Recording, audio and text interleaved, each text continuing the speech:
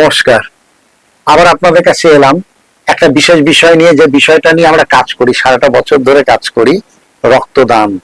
কারণ আমরা যেহেতু থ্যালাসেমিয়া মুক্ত সমাজের জন্য লড়াই করি, বা থ্যালাসেমিয়ার যে শিশুরা আছে তাদের জন্য চিন্তা ভাবনা করি আমরা, অর্থাৎ সেরাম থ্যালাসেমিয়া প্রিভেনশন ফেডারেশন।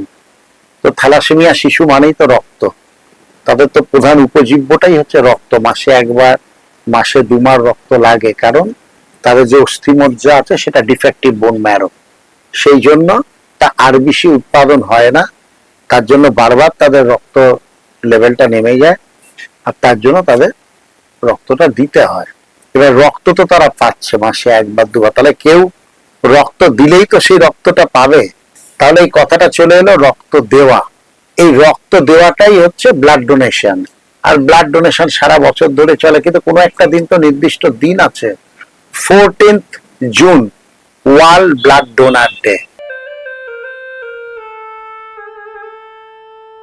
আর এই 14 জুন এর একটা থিম আছে। সেই থিমটা কি না, one drop of humanity give blood save life, অর্থাৎ রক্তদানই হচ্ছে মানবতার প্রতীক। আসুন আমরা সেই মানবতার প্রতীক রক্তদান, এই চিন্তা ভাবনাটা যতটা পারি আমরা ছড়াই না। যত বেশি ডোনার তৈরি হবে এই সমাজে, তত বেশি রক্তের যোগানটাও বেশি থাকবে। এবার আমরা আসি, কেন 14 জুন কেন রক্তদান দিবস পালন হচ্ছে। কার্ল লান্ডস্টাইনার, তিনি হচ্ছেন এই রক্তের যে গ্রুপ, অর্থাৎ এ বি বি ও আবিষ্কার করেছিলেন। তাই তার জন্মদিন হচ্ছে 14 জুন। তার জন্মদিনটাকে স্মরণ রেখে তাকে সম্মান জানিয়েই এই রক্তদান দিবস হিসেবে সারা পৃথিবীতে 14 জুন পালন করা হয়।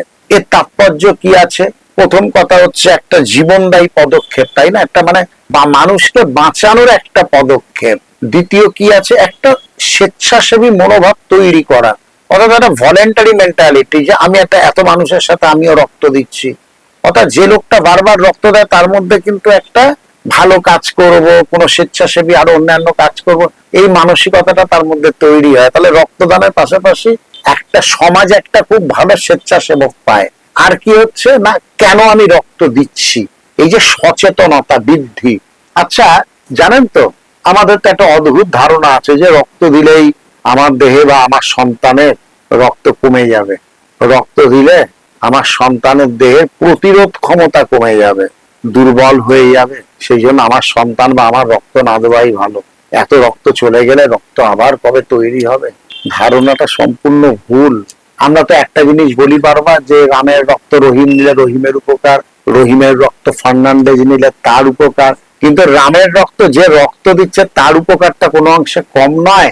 একটা ছোট্ট উদাহরণ দিই, আপনি একটা বাড়িতে মার্সিডিজ বা যে কোনো ভালো বিএমডব্লিউ গাড়ি কিনলেন। এবার ভাবলেন রাস্তাঘাট এত ন্যারো, এত খানা খন্দ, গাড়িটা বার করলে তো গাড়িটা খারাপ হয়ে গেলে, তো গাড়িটা আমি গ্যারেজে রেখে দিই, প্রতিদিন গাড়ির সামনে একটু করে সেলফি তুললাম, গাড়িটা একটু ভালো করে মুছলাম, রেখে দিলাম।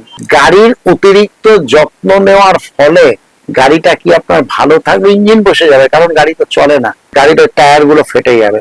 তাহলে গাড়ির অতিরিক্ত যত্ন নেওয়াটাই গাড়ির পক্ষে ক্ষতিকর। আপনিও যদি আপনার শরীরের এই বিষয়ে রক্ত দেব না আপনার সন্তান সন্ততিকে, বা আপনারা যদি ভাবেন রক্ত না দিয়ে আমি ভালো থাকবো, তাহলে এটাও ভুল ধারণা। ওই গাড়িটা যেমন নষ্ট হয়ে যাবে, আপনার শরীরটাও যদি আপনি রক্ত না দেন, আপনি বা আপনার সন্তান সন্ততি, আপনি কি বা আপনার সন্তান সন্ততি যখন ষাটোর্ধ্ব হবে তখন কি খুব সুস্থ থাকতে পারবে? পারবে না। রক্ত উৎপাদন কে করে? যে আপনার দেহের পেছন দিকে যে শিনদার, বোন ম্যারো, এই বোন ম্যারোই তো আর বেশি জেনারেট করে।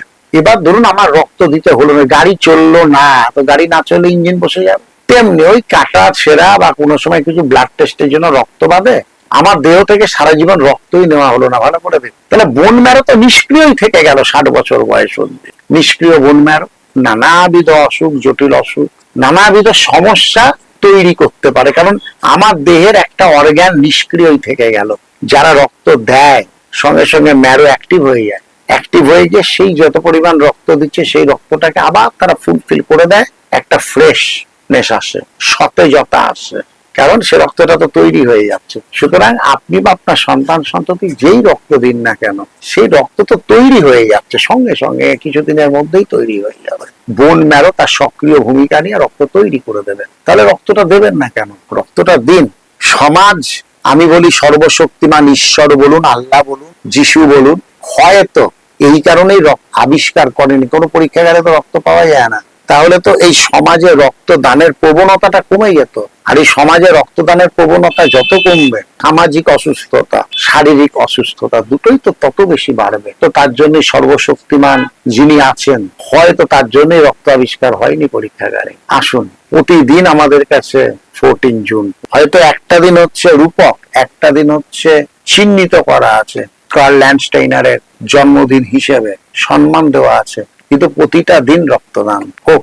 এবং যত রক্তদান হবে সামাজিক ভারসাম্য থাকবে, মানুষের অসুখে বিসুখে এই যে রক্তের মাঝে মাঝে হাহাকার চলে সেগুলো কমবে। থ্যালাসেমিয়া, হেমোফিলিয়া, বাচ্চাগুলো রক্তের যন্ত্রণায় ছটফট করে রক্ত না পাওয়ার ফলে, হেমোগ্লোবিন তো নেমে যায়, সেগুলো বাঁচবে। আমরা সবাই ভালো থাকবো। আসুন আমরা রক্তদান দিবসটাকেও প্রতীকী হিসেবে মানি, সবার কাছে ছড়িয়ে দিই কেন এই রক্তদান দিবস। আর প্রতিদিন আমরা সামাজিক ভাবে সবাইকে সচেতন করি রক্তদানের বিষয়। সবাই ভালো থাকবেন, সবাই আনন্দে থাকবেন, সবাই শান্তিতে থাকবেন।